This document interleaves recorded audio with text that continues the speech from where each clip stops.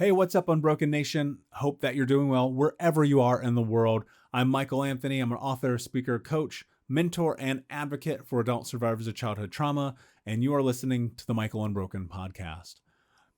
I'm really stoked to be hanging out with you guys here today. We're 2 weeks now into 2021, and yeah, life is hard right now. I posted something the other day that I think is really important that we have to recognize. And it was something to the extent of it's okay to be okay. I think now more than ever, it's okay to just be okay. You don't have to be good. You don't have to be great. You don't have to be amazing. You don't even have to be bad or in a bad mood. You can just be okay. And that's kind of how I feel about life right now. I just feel like okay. And what does that mean? As someone who considers himself to be a high performer and successful as moving through trauma and a leader and a spokesperson, is that's human nature. Sometimes we're just going to be okay. And there's nothing wrong with that. And it's okay to just be okay. And I just want to start this episode with saying that. And I know that tomorrow I may wake up and it'll be very different, but that's how I am in this moment. And that doesn't mean that I don't show up for myself. And that doesn't mean that I don't work towards my goals. And that doesn't mean that I don't stick to my habits and routines. It just means that today I'm just okay. And so if you're just feeling okay, that's okay. And I just want to see you and acknowledge you and let you know that that is totally fine. The other day I was on social and I posted and I had someone request for me to talk about when is the best time to discuss having a traumatic childhood in dating. And I thought about this for a long time, and I actually have decided to record this instead of the original podcast that I was going to record because I think it's really important. And the answer is I don't know. Because I don't know what your experience is. I don't know what your journey has been. And I don't know what your dating relationships are like. Now, can we kind of look at this from a few different aspects? Absolutely. I think that if you're immediately dumping into a conversation the first time you meet someone, hey, I'm Bob, I had childhood trauma, and you're going into the depths on it, that's going to be problematic. One or two things is likely going to happen in that experience. One, you're going to completely scare off this other person, or two, you're going to accidentally trauma bond, and they are going to go, wow, I had that same experience or something similar thereof. And because of that, I feel connected with you. And I would argue that trauma bonding in the beginning of a relationship or at any point in a relationship is one of the worst things that can happen, because now that becomes the baseline for acceptability of communication. And often that trauma bonding experience is negative and it's painful and it's dark. And, the joys and fun that dating should be don't exist, or take a really long time to work back towards. I don't think that it's a good jump off point. So I would say immediately the first thing you should not do in discussing trauma with a person that you're dating is have that conversation in the first date. And look, I get it. We live in this world about talking about mental health issues and things of that nature, but I think that it's important to establish a bit of trust, a bit of communication, a bit of love even, dare I say, before having that conversation.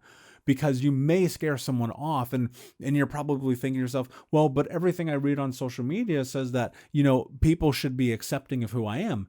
Yes, I agree with that 100%.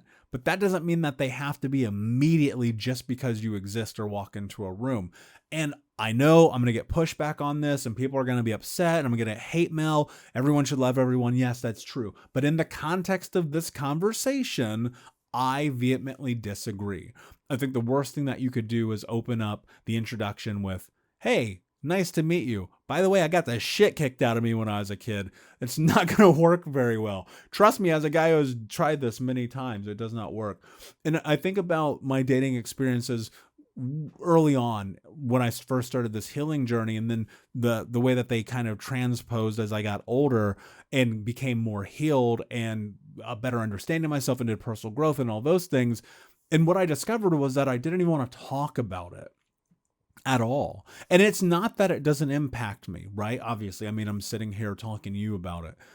It was more so about how do we not make trauma be the most important conversation in the room, which I think happens all too often, where you're in this position where people want to talk about the more bad things that happen to them because it creates human relation. And it's really easy to talk about negative things that happen to us because often they kind of sit with us much longer than the good things, right?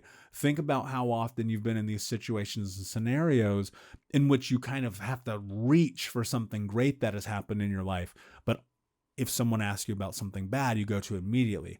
If I asked you to tell me the greatest moment of your life, I would guess you might have a little bit more difficulty doing that than for me to ask you to tell me about your worst.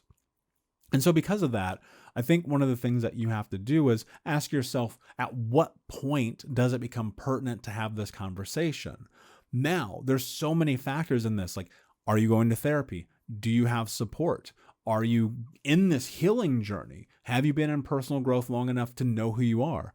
Can you identify your wants, needs, interests, values, and more importantly, your personal boundaries around having a conversation around trauma? Because sometimes what will happen is you'll inadvertently open Pandora's box, meaning that now this person who you were trying to connect with in an intellectual and emotional and physical manner, perhaps, now they, out of curiosity, may want to dive deeper. Well, then this could become problematic if you don't have the proper support to be able to navigate that if you bring something up. Also, the question that you have to ask is, do they really need to know? I would argue that a lot of the things that we bring into present conversation around our trauma experiences don't actually need to be said aloud. I think that it's extremely valid. I think that it is extremely valid to just say, I was abused as a child, and thus sometimes this is how I am. This could be 10 dates in, 4 years in. I don't know what that looks like, right? It's going to be different for everyone.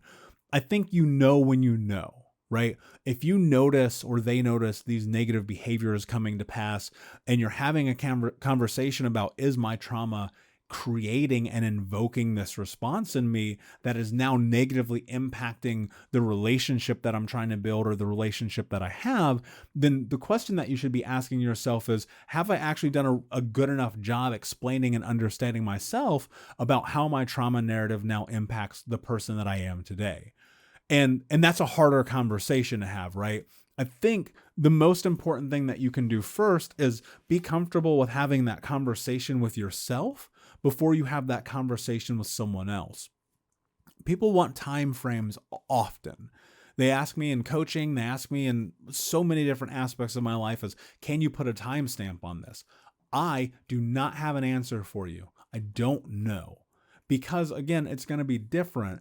And if you're in this place of healing and you feel safety in your relationship, in your dating, then maybe that's the time. But you have to define what safety feels like. You have to define that understanding of trust. And one of the things that happens is we want to, again, pointing back to trauma bonding, we want to connect with people to build and establish trust through the bad things that have happened to us because we go, oh, human connection and relation, they understand this experience that I had, thus they will see me for who I truly am. But I would argue if that's true, because as you're in this place of healing and growth, you don't want to be the person that you were any longer, right? I think about that. When I was the person that I was, before doing the work, before putting myself in a position to be successful despite trauma, it was so much about these conversations around how I can connect to you through the bad things. And what I recognized in that is often I would feel empty. I would feel left with wondering what it would be like to step into something from a place of being happy. And I think that you can do that. You can step into a place of being happy through bonding over shared positive experiences. Now, if you're a couple of weeks in, it's still probably too early. Couple months, yeah, even maybe still a couple of months. Couple years, that might be too late. I think that you have to find the clear and concise parameters and boundaries within yourself, have the conversation with yourself first and foremost, definitely have already done the work. Like one of the things I think about also is like, how do I phrase this? Because I don't want people to not feel like they can date, but I would say this, if you haven't seriously stepped into the place of being alone, of doing the work, of going to therapy, of journaling, of learning who you are, of doing personal growth, of coming out the other side feeling more whole, then you shouldn't be dating.